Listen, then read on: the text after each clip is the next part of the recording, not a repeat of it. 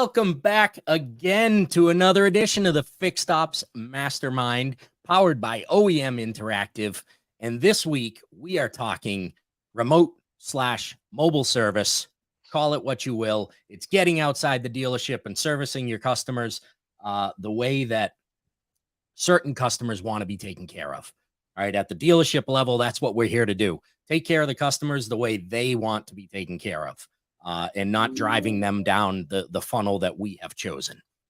Today, our guest, Jeremy Stevens, from Bozard Ford, the Remote Operations Director, and John Schmidt, CEO of Mobile Next Level. We did have another guest, Jim Sabino from All American Ford, but luckily, he has a wife like mine that keeps him straight and said, did you forget we need to move our daughter out of college today? So Jim had to back out, but we will get him on another episode. We have two guests that can carry the show here easily. So, guys, I appreciate you being here, and I know everybody is looking forward to a great show. This show is brought to you by Parts Edge, and we will tell you a little more about Parts Edge a little bit later in the show. And so now we're going to start in segment one that we're doing on the show this week is why mobile service? Why would anybody want to do mobile service? And so a Cox Automotive study showed in 2023, the average owner had their vehicle in for service or maintenance 2.5 times a year, up from 2.3 in 2021, the last time that they actually released that study, right? But it was down from an average of 2.8 in 2018, which was pre-pandemic. So dentists suggest that you get your teeth cleaned twice a year, right? Which is about what that service average is. And I'll be honest, I struggle to do it. I don't like doing it. I oftentimes forget that I had an appointment until I look on my calendar and then I'm like, I can't get there today. And so if my dentist was a mobile unit and showed up at my house at the time of that appointment, I'm probably much more likely to get it done. And I think the same holds true for service. And so Jeremy, we'll start with you. Do you think having mobile service helps the business gain more customers, or are you just servicing the same customers that would have come into the store? It's really both, because if you think about where we work at a dealership, so part of me, I work in sales because I sell cars, and I sell cars based on providing them great service, and our customers have been screaming for years that they don't want to come to service. Everybody loves to buy a car, they love that experience, but it's something they really don't want to come back. It's so inconvenient now, and what we've seen with CSI and our customers' response is pretty cool, because now every day I'll get a positive comment from a customer that says, hey, I really enjoyed your guys. They were top notch. It comes in through our surveys. Our techs get called out by name. So our customers absolutely love it. So it definitely helps us out with our main shop, but it absolutely helps us with, selling cars. That's terrific. I love the look of that. And that's the reason that we're out there doing that, right? Is so that our customers can be happy with what we're delivering to them. But it's good to know that it's not, it's gaining new customers. It's not just servicing the same customers, right? So you didn't just add a cost structure to the business, an expense to the business that you didn't have before. You actually added a new revenue stream along with that. So John, your company deals with the actual, I'm going to call it scheduling, but the routes that mobile units are taking. Mm-hmm. How important is that in mobile service? I think it's critical. I mean, when you think about the amount of time spent on the road, anything that you can do to reduce the number of minutes and miles, you've got to push forward with. I mean, Jeremy and Ed would probably attest to that. It's really critical. I see a lot of dealers who do not have an efficient scheduling system, and they'll spend a big piece of their day driving. because, you know, one of the first things that I learned, and I'm just going to kind of give some context. I was one of the original Ford Mobile Service trainers from back in 2020 when Ford first came out of proof of concept and said, okay, we're going to do this thing. We need some trainers, you know, and I was one of the original guys. And one of the things that they taught us in our T3 was density and proximity of appointments. And they just drilled it into our heads. Get the dealers getting their appointments clustered together. Density and proximity, that's how you make money. And it really astonishes me to this day, because I do coach dealers as well. I'm in dealers, on-site coaching and remote coaching. And I see, and what I'll do is I'll take their route and I'll take their, whether it's a spreadsheet or I'll even take a printout from their DMS, and I'll say, let's look at your mobile appointments from last week, or let's look at what you got coming up. And I'll chart those appointments. And it's really inefficient. I mean, even a really good mobile service coordinator who's accomplished and pretty savvy, they're still going to have a bad day where they're having a bad hair day and they've sent someone 40 miles to do a 3/10 reprogram. It happens. And that's why it's just really important that you're mindful of keeping your drivers, keeping your technicians in the same area. It's almost like put all your horses in the corral, right? And then take care of them inside the corral, but don't chase them all over the neighborhood because you let them out of the barn, I guess, to use a crazy colloquialism. So, yes, yeah. I mean, we've definitely got to eliminate drive time, right? That's cars aren't getting serviced. If the tech was in the dealership, that's the same as them standing at parts or standing in their bay waiting for a part or waiting for an answer, right? It's not time where they're producing. The collateral damage in that is that, we would see a lot of technician turnover, initially coming out of the chute. A lot of dealers were going with flat rate pay plans, and they just couldn't make them work because they didn't have efficient scheduling. So that's been a challenge since day one. It's still a struggle for a lot of dealers, but to sustain the business and grow it, you got to have efficient scheduling. Absolutely. So for those in our industry, we talked offline before we came on. I had done a poll on LinkedIn about mobile service, and I had a throw-in answer for number 4, which it asked about mobile service and how many vehicles you use, and the throw-in answer was something to the effect of none, don't see the value of it. And amazingly, that got almost 50% of the votes. And I'm taken aback by that the industry still looks at it that way. And so, Jeremy, what do you see as the importance of mobile service to our industry? So it's definitely kind of different. And a lot of times we just get stuck in our old thinking of, this is how we do business, and that we force our customers into how we want business, basically. And you look at any successful business and you can sustain that for a little bit, but there's really no long-term advantage on it. So we look at it through our customers' lenses, where what do they really want and what can help the, whole, create this customer experience second to none. Mm-hmm. But what it also does, we do a number of appointments every single day, and I take those appointments away from our main shop. And what that does, that just feeds the main shop. So nobody's even looking at that side of it, to where you have a technician's elbow deep in a transmission and you're going to pull him off to do a 2/10 or 3/10 recall. And when I was a technician, that would just ruffle my feathers and it just ruined my whole day. So now I can keep that technician working on those big jobs in the shop, keep that momentum going up. When I have my team out there doing the stuff that nobody wants to do in the main shop anyway, and our customers absolutely, they want more of it.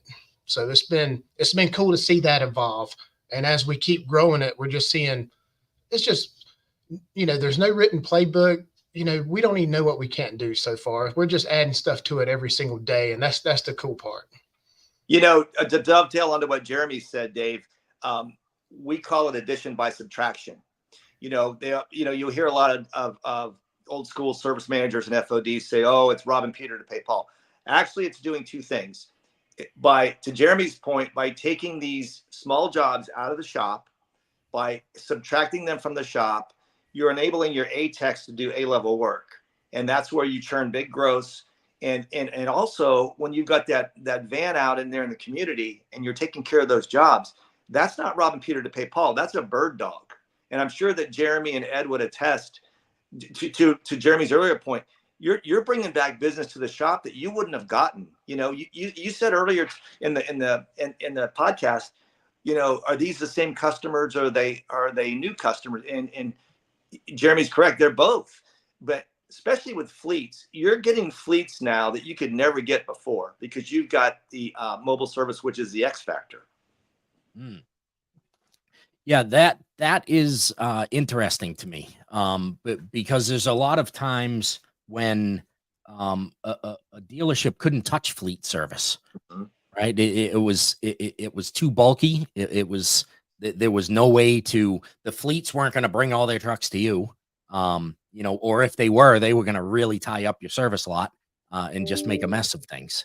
And so this really has opened up a different way to go about servicing a customer that previously was getting their stuff done elsewhere, right? Unless it was warranty work where they had to come to the dealer. Other stuff, it was easier to get somebody to go to them and do it. And now we can service those customers. Yeah.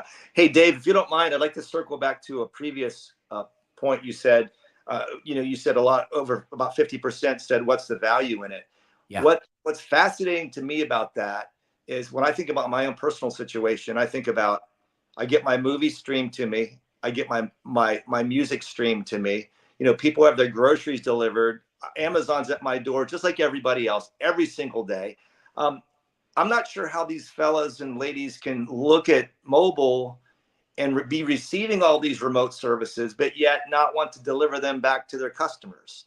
I'm astonished by that. I don't know. To me, it'd be like, why don't you pay it forward, man? You're getting all this convenience, be thinking about, to Jeremy's point, look through the customer's lens and what do they see? And we all know, man, I was a service manager for 25 years, FOD. People just don't like to be in the dealership, regardless of how good your cappuccino is and how big your TV is. They just don't. It's very true. For a long time, we built Taj Mahal dealerships, right? That had everything from coffee shops to nail salons in them. And the reality is nobody is sitting at home going, oh, I think I'll go down to the dealership and get a coffee today. Right? It's just not happening. Hey, that I was in a Cadillac store for a couple of years and that still happens. So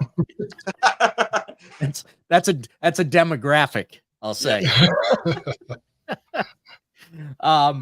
So if dealership service lanes account for 30% of all the service visits in the US, which is down from 35% in 2021, and general repair and service stations are behind that at 28%. Dealership. I don't know if I started the sentence out properly. Dealership service lanes account for 30%, which is down from 35% in 2021. And general repair and service stations, so aftermarket shops, are coming in at 28%.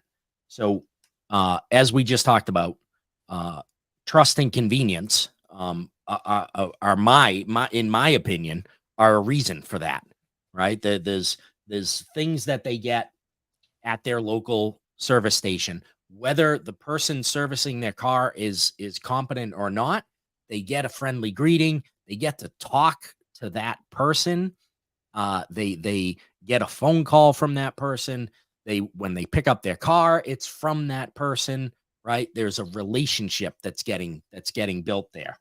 And so how can we use mobile service to combat that? Because mobile service, like I have to, and I'm only going to make an assumption here, Jeremy, that your technicians are probably servicing the same area so that they know the area, understand the area. So over time, they're going to start to see the same customers, right? And they're going to start to get to build that trust. Is that true? Is that something that you see? So two different scenarios. On the fleet side, absolutely. Those guys build a relationship with the fleet managers and stuff, and they request them by name. And what's pretty cool, whether it's a fleet or a customer, they know all the technicians' name, and definitely on the fleet side, because they like to they just connect with those guys. Even if it's a new place that we never been, I usually send my fleet technicians just to walk in the back door because they don't know any better, and they get a contact and they can grow the business easier than I can walking in with a polo shirt, because they can see me a mile away. But and on the customer side, the technicians are sitting there chatting with the customers, and most of the time they're out there watching, and it's easy for them to show them. It's like, hey, this is leaking, or whatever it is. And you have that instant value right there that we never had, because it's been over a phone call, and it's just, hey, come out here and look at it. We had an example a couple of weeks ago where, the father and son was out there looking at the car, and one of the technicians let them torque the wheels after they did a tire rotation, which, created that once in a lifetime moment for that kid. And it's like, you can't get that at the dealership, because Mhm. we got the insurance pictures on the wall that says, hey, nobody's allowed back here. It's top secret kind of thing. So this is fully transparent, fully exposed out in the yard. And even the neighbors see it. We got our van out there, and the neighborhoods around here are ginormous. So you just get all that. And it's the curiosity. It's like, hey, what's that guy doing in your driveway and stuff like that. So it has this huge ripple effect. Yeah, that's terrific. So John, on your side, what the convenience and trust that's Yep. getting built up, Yeah. right? Yeah. So Let's circle back to what you said, because Yeah. he brought a great point, and you did too. That old timey gas station feeling, to where you got to talk to the mechanic, right? Yep. People miss that. I mean, gosh, we've all been in the business for a long time. How many times did a customer come up to you and say, hey, I want to talk to the mechanic? And you got the chain up on the door, and you got the sign and this and that. But here's what's really cool about this. While most of society is moving away from human contact, and they're kind of, like it or not, I mean, I don't really like it, but let's face it, let's be realistic. This generation to social media and virtual reality, I'm not sure if they're into reality or not. I don't think that they are. So for those folks, you can provide a touch-free experience, and you got it made with mobile. Yep. For the folks who want to talk to someone, you've got a venue, you've got an opportunity for that to happen too. And to his earlier point, I got to keep going back to what Jeremy said, because it's spot on. It's single handling. Where things get messed up in a dealership is when you've got a bunch of different people. You got a greeter, you got a porter, you got a service advisor, a technician, cashier, the car wash guy. You got all these hitches, all these places where this job can get hung up. And that's why oil changes take 3 hours in a lot of dealerships, And what's beautiful about the mobile experience is, technically one guy could do everything. Now, not every dealer has the technicians collecting, the money or whatever, but you could have one person talking to this customer, and people like that, because I think there's a genuine lack of trust, not in terms of from an integrity standpoint necessarily, even though that's another subject that we could talk about for 3 hours. I think there's a lack of trust that people are going to execute. Look at full service car washes. What have happened to them in the last 5 years? Why do you think all the full service car washes are going out of business, and everybody's doing a drive-through and vacuuming out their own car? Because they don't want to wait 2 hours for a car wash, because half the crew called in sick, and they're sitting on the bench drinking a soda, watching the rest of the crew working. They can control their experience by driving through. I know I'm going down a rabbit hole here. My point is the less humans you get involved, the better the experience typically is. So. Yeah, and your point is valid, where you can provide the experience that the customer wants. If they want a touchless mobile experience, completely possible, right? Or if they want the experience like Jeremy described, where they're in the driveway and they're watching and they're talking and they're letting their kid watch and things. Look, I remember my parents bought an LTD, and we went to the dealership. That the building still stands, but it's falling apart. And it's a tiny little building. It's amazing what dealerships used to look like.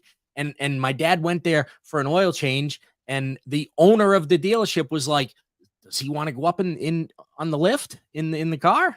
And I was like, yeah. They did the oil change with this 5-year-old little kid sitting up in the car, right? And that was, I mean, we're not going to do that, but you can Oh, still good. give people the experience. Dave, a lot of listeners are probably not going to know what the heck you're talking about at LTD. An LTD. So what they can picture is a Carnival cruise line with wheels on it, because that's about how big that thing was. We used to call those square bodies. Yeah. Round it off. Hey, here comes a square body. You know, everybody with all the advisors would get excited. You know, when they came in. Oh man, yeah, that was a big car. Oh yeah. So the average dealership service visit in 2023 was $258. A visit at a non-dealer was $249. Number one, I want to point out that's not a very big difference between a dealer and an aftermarket for everybody who believes aftermarket is way cheaper than a dealership. But how does the cost of mobile service compare to either in dealership or that aftermarket visit? Is it comparable? Is it higher? Is it lower? There's a convenience there, which sometimes you pay for that convenience. Sometimes that convenience would appear to give you a better deal. So Jeremy, where do we fall on that scale? So currently, we're just matching what we sell our products at the dealership with. So we don't include any fees or anything like that. We're really building and developing this team so we can, really outserve our customers on that part of it. So right now, our prices are exactly the same that they are in dealerships. Wow, that's big right there. That's actually not an answer that I expected. I would have expected that there was some sort of fee that came with it for that convenience, right? John, you mentioned Amazon's at your house every day delivering stuff. And you probably pay that Amazon Prime fee for that, right? You pay something for that. Of course. Yeah, and I've got a new habit now. Before I go to bed, I check the front porch before I go to bed. I didn't have to do that before. There's always something on the porch. But you're always surprised. It's like, hey, what did I order on Amazon? And it's like you always have to go back. Yeah, my wife says that's called primnesia. Got what you ordered. That's great. I can speak to that. What you guys just said. Yeah, the value of it, and that's really a business decision. Bozard Ford Lincoln has opted to make it the same as their regular pricing, which I'm a proponent of that. I've seen dealers add a trip fee or a convenience fee. I've also seen them build a separate menu just for mobile that packs in some dollars for that. I don't think we need to be super modest about it. It's a premium service. And as I like to say in these talks I give sometimes, what's it called? Time is the new luxury currency, right? Yeah. People that can buy a new car typically have more money than time. So when you give back some time, that's more valuable than a few extra bucks. Yeah. Well, which goes back to sitting at the dealership, having a coffee and whatever else, getting a haircut. I wouldn't get a haircut at a dealership, but some people would. All right. So we're going to take a quick break here before we get into segment two. Segment two, we're going to talk about how does it work? How does mobile service work? How do you guys actually make that work out for the customers? But before we get into that, segment two is brought to you by Parts Edge. Your parts department is the backbone of your dealership and is responsible for nearly half of your total profits, according to NADA. Our system works within your DMS for a hybrid approach that combines the precision of automation with the nuanced decision-making of parts experts. Thank you very much, Parts Edge, for bringing us this segment of how does it work. And so, Jeremy, gonna start with you. Take us through a little bit of how does a typical mobile service visit actually happen? All right. So you want to start from when a customer contacts the dealership? Is that where you want to start at? Yeah. Let's start with how they schedule an appointment. Okay. So right now they call into our communication center and they're prompt to ask they go ahead and stage it up. So they're like, hey, are you calling about mobile service? So we try to get it right out the bat. And plus it gives it, that option, we're talking about it more. Mm-hmm. So they schedule it on our mobile scheduler. And pretty much from that point, our service advisor looks at that schedule. They kind of dial it into the areas to make sure they're efficient. So we're actually staging them at that point and calling the customer a day before, letting them know, hey, tomorrow, Ian's going to be there from this time to this time. And, when the technician's on the way, they call the customer, let them know they'll be there in 30 minutes. And as soon as they get to that point, they greet the customer, they do their walk around checking for damages, and they start doing whatever service they have with the MPIs and, whatever it is they're doing. Mm-hmm. And pretty much they're rolling into that. And about 80%, when they're finished with 80%, they're contacting our service advisor to go ahead and start the paperwork and contacting the customer, reviewing everything and make sure everything's fine. If there's payment to collect, we collect it then. Technician at that point is cleaning up the stuff and staging everything on that point and hands the key back to the customer, and they're headed off to the next appointment. It sounds easy. It sounds easy when I say it out loud. I don't know why everybody isn't doing it. It's so simple. And so John, we'll kick this one over to you too, because so they get an appointment scheduled, right? But the truck needs to know where to go and where to go first and who they're going to see, right? And that's a big part of what you're involved in. Yeah, there's a lot that goes into that. Like I said, it really starts with appointment clustering first, to try to get that group of appointments together to begin with. And that way your route optimization within that small circle is much more efficient, obviously, than a route optimization in a big circle. So what we train dealers and coach dealers to do is to create what I call geo zones and assign specific units to those zones. And it's like little baskets, collect them in those baskets. So each day the technician or the unit has, enough appointments in their zone to keep them busy.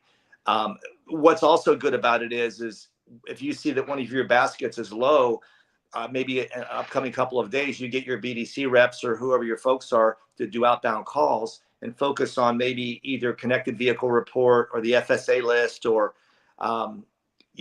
maybe your CVC smart leads list, and try to focus on businesses or customers who are in that zone that were maybe a little light on appointments. So it's really about becoming proactive and trying to control our schedule versus having our schedule controlled for us.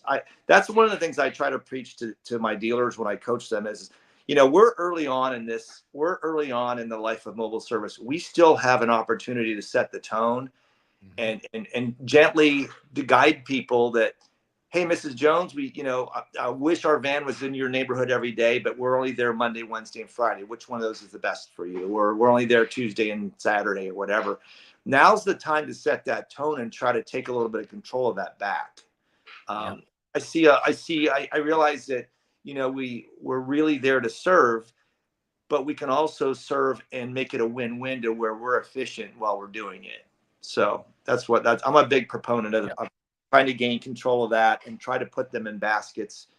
And folks, as we talked about earlier, if it's a mobile service appointment, your vehicle is sitting, you've committed, you're going to set your vehicle somewhere for a period of time. Does it matter if it's a Tuesday or Wednesday? If your schedule's if you work at the same place every day, probably not. We just need to we've got to have a really good script to where we delicately guide them and make them feel like it was still their decision. So. Yeah. And I love what you brought up there of how early we are in this and that we can really set the tone and really set the direction of how this goes and how customers perceive the mobile service side of things, right? We get to be the experts in mobile service for customers. There's going to be other companies that come into the space, right? But we get to be the experts, and if we're good and on our game, we should be out in front of all of that. Sure. With the resources that we have to make that happen. Let's talk about physically how this happens. What kind of trucks do we need? What kind of equipment is on the trucks? And so if Jim was here, Jim's from up in New York. I was hoping Jim could weigh in on some weather and different trucks that he has, because Jeremy, you're down in Florida, and you know the 12 minutes of rain you get a day is the weather you have to deal with. Up here in New England, we get stuff called snow, and it requires a different vehicle to get to the customers. But let's stick with the trucks that you guys have down there, and what kind of equipment is on them. So right now we have, of course, the transit vans, and they're equipped a little bit different on all the vans. We have some vans that are solely for fleet that has the bulk tanks in there, but then the other vans, they're a little bit versatile. They can do oil changes and recalls. The equipment kind of varies throughout of it. We have a key machine in one. We'll probably end up getting another key machine to add to another one. So a lot of the stuff we don't know yet, because we're having some tools. Some trucks we have way too many stuff that we'll never use, and so we're just trying to iron a lot of the stuff out to see what actually works out in the field. Because this, I make a joke with our team, because it's like everything changes every 4 hours in mobile, because nobody really knows how to navigate through all this stuff. So we're kind of learning as we fly with it. But it's been pretty cool to just trying to adapt to different things. But the tools vary. Like we have some escapes, and they're loaded up totally different. They're more software, interior pieces and stuff like that. Like I said, we got dual wheel transit that has all the fleet equipment on there for the bulk, when we can do about 20 in one day, basically in one setting. Wow. So a little bit of variance throughout all of it. Okay.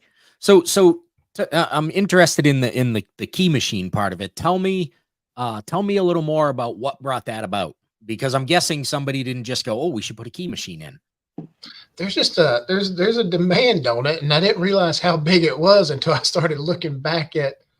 I was looking at the appointments and the communication center. It's like, hey, can we do a key thing? And it seems like we have a lot of keys, and we already had one already equipped, and we really weren't talking about it. So we're starting to talk about it more, and it's like, there's a bigger opportunity on keys than I thought there was. I mean, you have key people at your dealership all the time. Yeah. And, we even toyed about having an AC machine on one of the vans, and we looked into that, and there, the demand for AC, if it's an AC job, it's usually a heavy job. So we don't have a lot of seals and little hoses that leaks anymore. It's more of a major component. So just looking to see what we can add on, what can we, do mobily, basically. Hey, Dave. Go ahead, John. Really quick. The thing that I'm seeing also with keys that ties into that is I see dealers doing very well with body shops. Keys, recalibration, post accident, for malfunction lights. If you stop and think about a collision shop, they got a vehicle that's almost done, but it's not quite done, and maybe it's not drivable.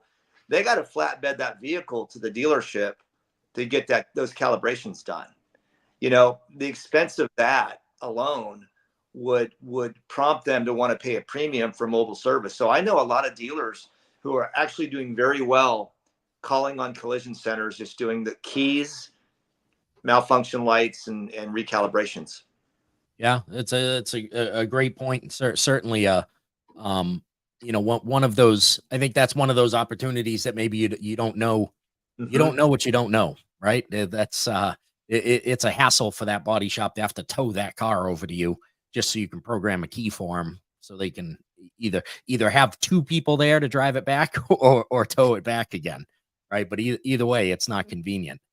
We talk about that a lot in when I'm with my dealers, because we're always looking for really creative ways to communicate our message to these commercial fleets. And so we created a flyer called the True Cost of Maintenance, where you take, just going to use round numbers here. Let's say Bozard Ford Lincoln is $100 for a works package, and Jiffy Lube is $79. Well, you got to take it to Jiffy Lube or the dealer or ISP. You got your guy you're paying $25 or $30 an hour driving it down there, sitting in the lounge drinking coffee for a couple of hours, or at least an hour plus drive time. So you have to add that to the cost of that service. Plus, what is your lost revenue on that unit when it's sitting in the dealership versus Ford Lincoln coming out before hours, after hours, or even during, and you're not losing that downtime. So you do the math on that, and that $100 service might cost you $250 when you really stop and think about what you're paying to send your vehicle outside versus having mobile service come in. Right. Yeah. There's ancillary costs that don't show up on the invoice. Right. So yeah. And right. I think remind them of that, because a business owner, just like a manager in a dealership, sometimes we only look at the checks that we write. We don't look at the opportunity cost, right? So that's why we've got to forefront. Yeah. All right. Quick break for our quote of the day, a quote of the week, excuse me. And this is brought to us by Parts Edge. Be ready to revise any system, scrap any method, abandon any theory if the success of the job requires it. Mr. Henry Ford. Again, brought to you by Parts Edge. And I find this pretty relevant to what we're talking about here. Right. And Jeremy, you were just talking about it with the fact that every 4 hours, the mobile industry is changing, right? What is required, what isn't required, what equipment is on my truck that I haven't used in the last 3 weeks, what piece of equipment isn't on the truck that I've needed every day in the last 3 weeks. Lots of different things to consider there. How many customers can one mobile unit service? And I know that's an open question with a whole lot of things that get attached to it. But let's take an average. One mobile service, 1 day or in 1 week. How many customers is that mobile unit going to service? So one van per month, one van. So we look at, we try to do four repair orders per day per van, basically. Okay. I do have some Saturday trucks on, Saturday calls, but usually that one van on average could do about 90 a month, basically. Okay. And here's the thing is we're not 100% effective at it either yet. so that number is just, and like I said, we're still like every 4 hours, everything changes. We run into different scenarios. So right now we could increase that to 5 easy. It just depends on the job flows. And, like right now we're in true development mode now. So we're working to try to get 5 on, but we have some of our fleet vans that can do, 10 to 20 in 1 day. So it kind of varies a little bit on that. So you got some that really maximizes, and then some that can do 4 or 5 a day. So that's pretty much where the numbers end up. Okay. And just so for perspective's sake, how many mobile units do you guys have running each day? Right now we have 19. Okay. All right. Just so I can put a number to my head. 19 would 4 a day. I'm not going to do that math, but it's a bunch. And so John, now we're back in your area of expertise. How do we maximize those numbers that those vans can do? Well, again, density and proximity is the way it starts. Obviously, I sound like a broken record, but really is when you stop and think about the percentage of a technician's day that they spend driving, you've got to really do whatever you can to minimize that, and also have the right mix of work. To Jeremy's point, if you're running around doing works packages which are not super efficient. I mean, let's face it, we got handicaps when we have to do it mobile. That's not as efficient as say doing a 3/10 reprogram or whatever, or going to a fleet yard and doing 10 oil changes at a time. So the best thing we can do is make sure our technicians are trained, that we've got the right mix of work, the best mix we can get. And also, it's like the old, if you've ever been in retail, and I'm not talking about car retail, but like, mall retail, like as a kid, how many multi-ticket items or single ticket items tickets did you have with one item? It's always about trying to do some extra stuff. How effective is your MPI? Are we doing a really good job of presenting air filters and wiper blades and testing batteries and finding weak batteries while we're out there? I think that's the area where, and I'm going to say this as a coach, I think I could do better with my dealers pushing that for them, because I don't think as a dealer body, and this is no reference to Bozard whatsoever, because we're not doing that together. We know each other and all that, but a lot of the dealers I've worked with, it's been a challenge doing a really good job with an MPI and getting the fruit from that. And I think that there's a big opportunity for improvement there. Excellent. Yeah, some good insight there. And so now let's talk a little bit. We talked a little bit about scheduling and things, but how do we determine who gets mobile service? Because Jeremy, you said your communication center, when the customer calls in, they're asking, are you calling for mobile service or not? But maybe they don't know, right? They're calling to get service, and maybe it's you calling for mobile service, and they go, what's mobile service? I didn't know I could get that. And so how do we determine who gets mobile service? And then I got follow-up questions on that after that. So several answers with that. So the first one is, we work with the communication very well on, the stuff that we can very much do, but then also the stuff that we know we can't do, we still send our mobile people out there. So I'll give you a scenario. Check engine light. Could we do it? We don't know, because we don't know all the information, but it's either I send my guy out there and let me take a look at it, or I don't want them to sit out there 3 or 4 weeks trying to get it into the main shop. So we're going to go out there and at least try to diagnose it, even because I had to tell my guys, I want to send you to situations knowing that you can't fix this vehicle, but for the customer experience part, I need to go ahead and start looking at that, because you may not be able to fix it out in the field, but at least you can put your eyes on it and make sure it's nothing simple. And if I need to order a part, at least I can go ahead and order that part and stage it and get that customer in, instead of, the old way of doing it is, let's get the customer in. Let me take your car for 2 or 3 days. Let me order a part and let's see if it comes in. Oh, no, if it didn't come in, you want to pick your car up or whatever. It's a hassle on that part of it. So we're rolling the dice, and we're trying to, we want to be where mobile's the first call for everything, basically. And then, then we can kind of bird dog it back into our main shop and have that connection there. All right. Jeremy, I love that outlook, John. Before you say that, I love the outlook of, we want to make mobile the first choice and push stuff to the dealership afterwards. Sorry about that, John. Go ahead.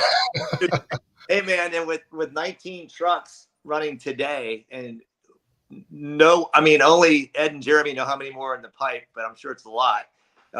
Yeah, I agree. I've got a question. This is a little bit of a devil's advocate question, because I get this from my dealers.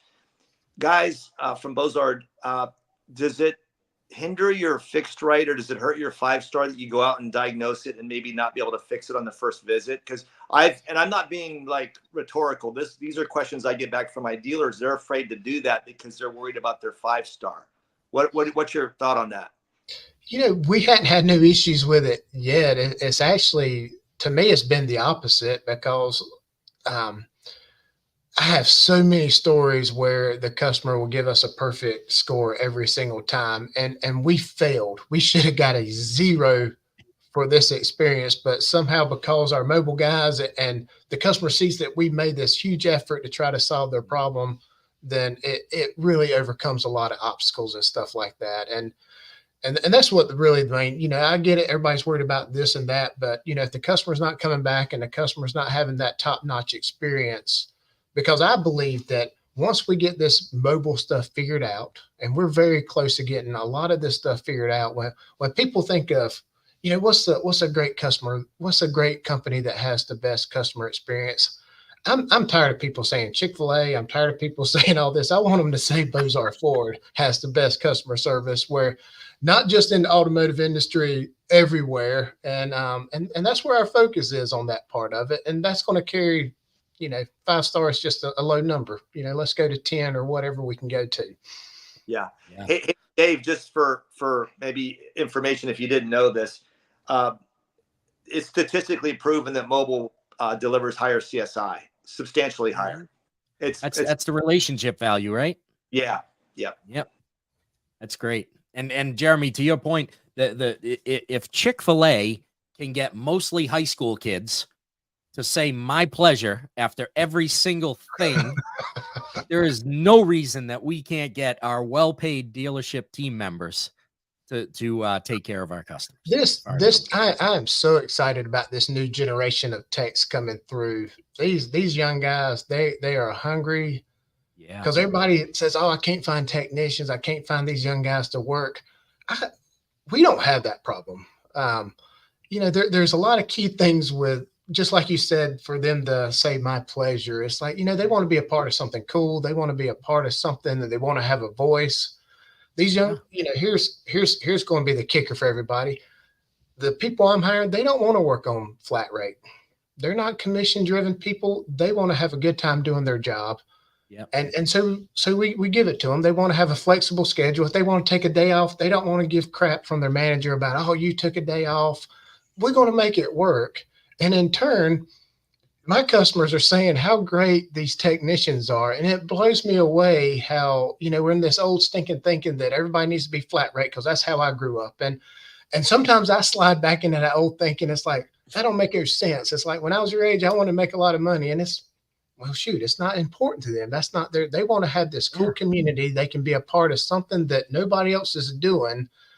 And be a part of that. And that's where, we had 34 techs on our mobile team. And I believe my oldest tech on the fleet side and all my light maintenance, they may be 34. That may be my oldest person. Rest of them are 20, 21, 22. Yep. And they absolutely love it. They get to pet people's dogs. That was one of their highlights, is like, and it's the stuff we don't even think about. One guy loves, because he can go to different places for lunch. It's like, let's pick this restaurant. And that's a big deal to him. And it's crazy. And these guys are getting 100% surveys, top-notch scores. And it's just pretty cool to see these young guys just take ownership and really embrace it. Yeah, Dave, and Jeremy, regarding that, that there are teeth grinding and blood shooting out of eyeballs from the congregation. Oh yeah. I went ahead and put myself out on there. I'm going to hear it. But that's exactly the problem, is that they don't get it. This generation is about life balance. It's about, like you said, it's about community. It's about loving your job. It's about flexibility. And the great thing with mobile is back to setting the tone. You don't have to be, the mobile schedule doesn't have to be the same as the shop schedule. It doesn't have to be a Monday through Friday, 8 to 5. It could be whatever you all want it to be, because it's a blank piece of paper. And this is why there's a divide between those who get it and those who don't get it, because what you just said is so sacrilegious to what we've all grown up with. Some guys just can't, guys and gals, they just can't get their head around it. But I'm with you, man, 100%. Yeah, it is truly a different generation that's out there, and we need to be able to adapt to that. It's not for these other generations to adapt to our misinformed views of the world, right? All right, another quick break here for the stat of the week, brought to you by Parts Edge. This is from a Cox Automotive study. In 2023, dealerships accounted for 30% of all service visits in the U.S. That was down from 35% in 2021. And so this goes back to what we talked about originally, whether this was increasing customers or it was the same customers and things. But the reality is some of those dealership visits are going down. And there's 1,000 factors that we could do 1,000 different shows on for that. But we're gonna move into segment 3 here. The segment to close us out, and it's how does a dealer get started? So somebody's watching this show today and going, 19 trucks and 34 techs. Like I don't even know where to start. So how does somebody get involved in mobile service if they are at the point where they've said, I think I need to try this out?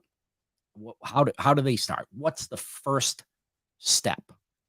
So I think if, instead of just trying, they just need to fully commit to it, and they don't need to fully commit to a full scale, and I mean fully go in, both feet in with one truck. see what happens. They don't have to scale it as large as anything, because every dealership's different. Everything's unique. But if you really want to do it, then I would start with one truck, one technician. Keep it simple at first, and you'll work out, because everybody's issues are going to be different when they come along.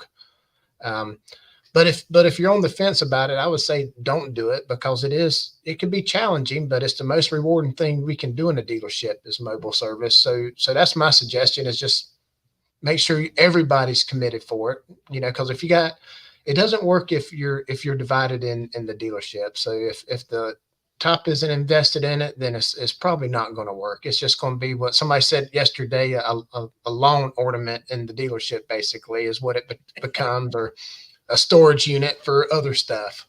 But that's how I would start it. All right. Yeah. And go ahead, John. I like I said, I've done a lot of work with Ford and also a lot with Mercedes-Benz on their program. And, there's a how-to from the beginning with a blank piece of paper.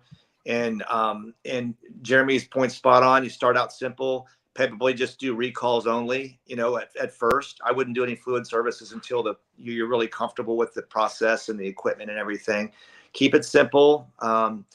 And again, follow the cadence, come up with a mobile service menu that makes sense, and then you can evolve from there. And I call it crawl, walk, run. Maybe try to do 2 appointments a day, and then maybe 3, and then just kind of work your way up. And there's a definite how-to. I mean, the OEMs have spent the time and the money to develop these how-tos. And if I would say this, if you're a dealer that's not under an OEM that has a program, there's a community of people out there that there's a community of great guys like Ed and Jeremy and other really, really sharp, aggressive mobile players who are generous with their knowledge and expertise. And of course, there's guys like me who can come into your store too. So, but but don't do it unless you're committed, because, and I talk about this sometimes with dealers. I said, there's lenses. There's the 8.5 by 11 lens, which is, I got to make money this month or else. Then there's the long view. Am I going to be in the car business 5 years from now? And if you're going to be in the car business 5 years from now, you need to get on the train, because it's not going to get easy. We're under attack right now by the ISPs and the chains. We are absolutely under attack. And one of the things that we talk about in our leadership camps and our different talks is, you can see a brick and mortar business going up on the corner. There's a new Take 5 or there's a new Pep Boys or whatever, but you don't know what's happening behind the scenes. So what we do in our seminars, our talks, we ask everybody to go in and Google mobile car service near me, and put your dealer zip code in or your personal zip code in, and they're just shocked at the amount of competition that's already out there that's beneath the surface that you don't see. And it's a real eye opener. So we need to guard against that erosion of maintenance loyalty, because if we don't do the mobile, someone else is going to do it. No doubt. And so with the few minutes we have left, some of the other consideration, you've decided you're going to start, right? You're going to go all in on that one truck. What about staffing? Do we need anybody additional to a mobile service technician? Is there anybody additional in parts that we need? Any additional in insurance? And we don't have to get technical and legal about that, but is there different insurance that you have now that you're sending mobile units out on the road than you would have had previously? So as far as the staffing, I feel like if you're going to go in it, you do need to staff it. Because what we typically do, and it's that dealership mindset, that we find somebody that's pretty decent at their job, and it's like, hey, I think you can do this also. And you kind of stage it that way. And when you do it that way, you're really not doing anything good, because then it becomes a negative. It becomes and then the talk through the dealership, and it's hard to get it back going again. So it is nice to have a dedicated technician and a dedicated advisor on that part, and different people with different softwares. The parts is very, it's challenging, because you have to work 2 days in advance, basically, because it's not like you had a vehicle in the shop. So you have to be proactive. And when parts is bought in, they're all they're very proactive people in parts, so they definitely help out tremendously. And just keep that tight triangle pretty tight right there, and stand alone. And like John said, there's plenty of recalls you can keep somebody busy just going around doing software updates. And you can do 4 or 5 of those a day easy and pay for itself. Excellent. Interesting.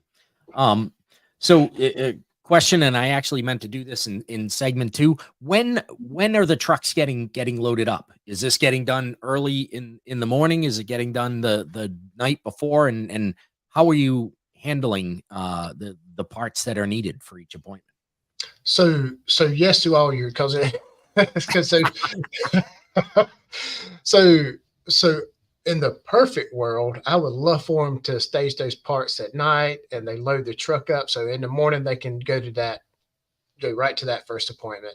Yeah. But with the scheduling can changes. So there's a little odd and end thing. So 80% of the time we do it the day before. So when that technician comes back, he's already, the parts is seeing our schedule. So parts have been the crucial thing of all of this because they're so proactive. They're looking at that schedule, make sure if the parts ordered is here.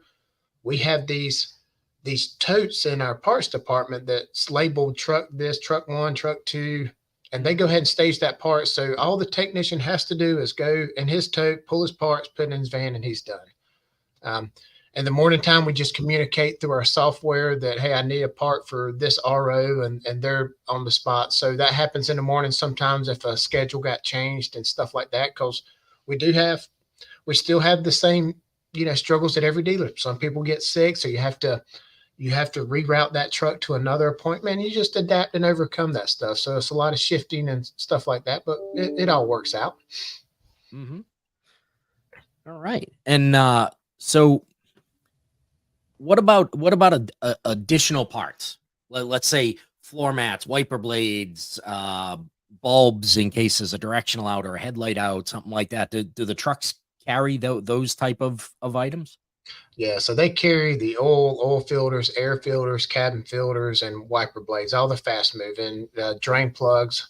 We do run across where, we don't have the right part, and we have a group chat, and they just message like, hey, is anybody at the dealership? And somebody's always at the dealership or passing close through it, and these guys make it work. So they'll pick up parts and deliver them to wherever they're at, and then they go to their appointment. So it's definitely, you got to have people that has just get it done mentality that you run into situations like that. And let's say if you have a check engine light, and because we're a Ford dealership, with our experienced guys, they kind of know it may be this part or that part. And we have parts, we just carry those 2 parts on the truck and see whatever one that needs. So, with the Ford Pass, we're looking at diagnostic codes right before we leave it so we can stage those parts. And if we don't use them, we return them the parts. If we do, we just follow that process.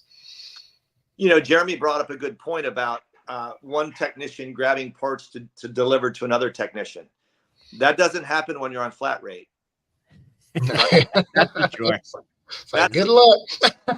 That's the magic of, and that's the magic of that having the right pay plan for mobile, because it's a different animal. And when I think that dealers fail when they try to squeeze it into that standard dealership mold, it's a different business. It does. So in that group chat, if a technician is struggling with something, you'll have 2 or 3 respond and say, hey, I'll be there in 10 minutes. And, we've had 3 trucks in one spot before just to get stuff done, because techs have bad days. And that's one thing we forget. We kind of beat down on them. But when you have a bad day, everything you touch goes wrong because you can't get out of your mindset. So it's always good to have that other, another team come in and help out and then help it resolve it and stuff.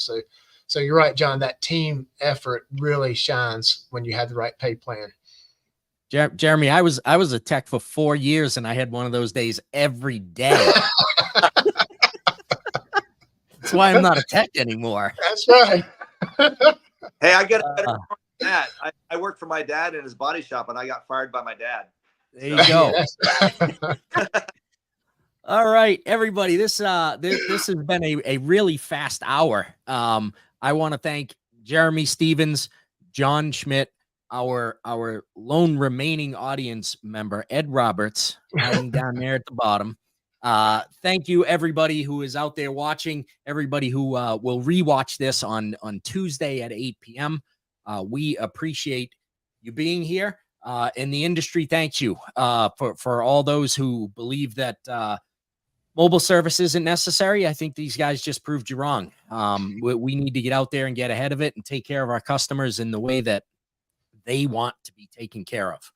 So again, Jeremy, John, thank you so much, and we will see everybody next week.